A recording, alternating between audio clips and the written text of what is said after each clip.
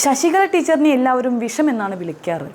ചുമ്മാ എന്ത് കാര്യത്തിനും വിഷം തുപ്പുക എന്നത് ടീച്ചറിൻ്റെ ഒരു സ്വഭാവമാണ് എന്ന് വേണം പറയാൻ. സമൂഹത്തിൽ ഒരാളും ടീച്ചറിനേക്കാൾ ഉയരുന്നത് ടീച്ചറിന് ഇഷ്ടമുള്ള കാര്യമല്ല. അതിനെ ഏത് രീതിയിലും എതിർക്കുക എന്നതിൽ കവിഞ്ഞൊരു കോംപ്രമൈസിനും ശശികല തയ്യാറുമല്ല. പ്രമുഖ റാപ്പർ വേടനെതിരെ അധിക്ഷേപ പരാമർശവുമായിട്ടാണ് ഹിന്ദു ഐക്യവേദി നേതാവ് KP ശശികല രംഗത്ത് വന്നിരിക്കുന്നത്. വേടനെ കഞ്ചാവോളി എന്നാണ് ശശികല വിശേഷിപ്പിച്ചത്. ജാതി അധിക്ഷേപവും അവർ പ്രസംഗത്തിൽ നടത്തുകയുണ്ടായി. റാപ്പ് സംഗീതത്തിന് പട്ടികജാതി പട്ടികവർഗ വിഭാഗവുമായി പുലബന്ധമില്ലെന്നും അവർ ചൂണ്ടിക്കാട്ടുന്നു. പാലക്കാട് വെച്ച് നടന്ന ഹിന്ദു ഐക്യവേദി ധർണയിലായിരുന്നു ശശികലയുടെ വിവാദ പരാമർശങ്ങൾ. വേടന്മാരുടെ തുണിയില്ലാ ചാട്ടങ്ങൾക്ക് മുൻപിൽ സമാജം അപമാനിക്കപ്പെടുന്നുവെന്നും കഞ്ചാവോളികൾ പറയുന്നതേ കേൾക്കൂ എന്ന ഭരണകൂടത്തിൻ്റെ രീതി മാറ്റണമെന്നും അവർ പ്രസംഗത്തിൽ ചൂണ്ടിക്കാട്ടുകയുണ്ടായി. മുഖ്യമന്ത്രി പിണറായി വിജയനെതിരെയും KP ശശികല വിമർശനം ഉന്നയിച്ചു.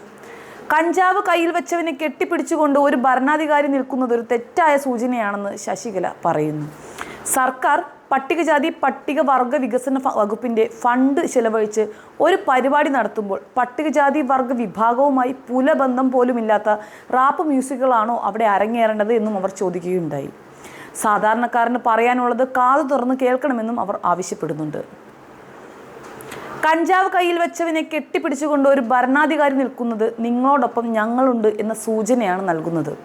പട്ടികജാതി പട്ടികവർഗ വിഭാഗങ്ങൾക്ക് എന്തെല്ലാം തനതായ കലാരൂപങ്ങളുണ്ട്. റാപ്പ് സംഗീതമാണോ ഇവിടുത്തെ പട്ടികവർഗക്കാരുടെയും പട്ടികജാതിക്കാരുടെയും തനതായ കലാരൂപം എന്നും ശശികല ചോദിക്കുകയുണ്ടായി.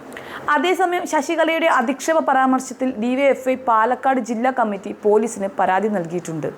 വേടനെ ജാതീയമായി അധിക്ഷേപിക്കുകയും അതിലൂടെ ഭിന്നിപ്പുണ്ടാക്കാൻ ശ്രമിച്ചെന്നുമാണ് പരാതിയിൽ പറയുന്നത്.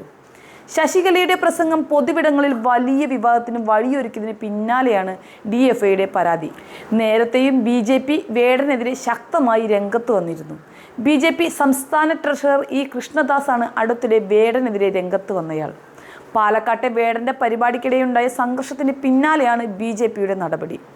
പരിപാടിക്കിടെ വ്യാപക നാശനഷ്ടങ്ങൾ ഉണ്ടായതായി എന്നാണ് BJP ഭരിക്കുന്ന നഗരസഭ ആരോപിക്കുന്നത്. ഇതിൻ്റെ ചുവട് പിടിച്ചാണ് ശശികലയും രംഗത്ത് വരുന്നത്.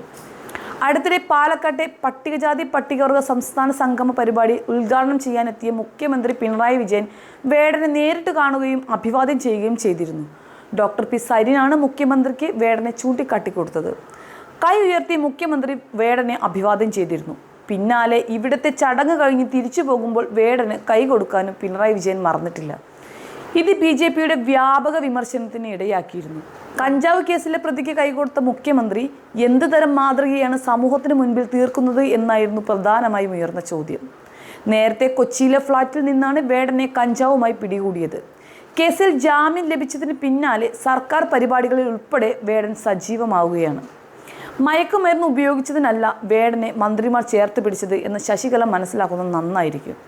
പിന്നെ ഒരു പൊതുപരിപാടി ആകുമ്പോൾ അതിൽ കൂടുതൽ ജനസമ്മതിയുള്ള ആളിനെയാണ് പരിപാടികൾ അവതരിപ്പിക്കാൻ വിളിക്കുക.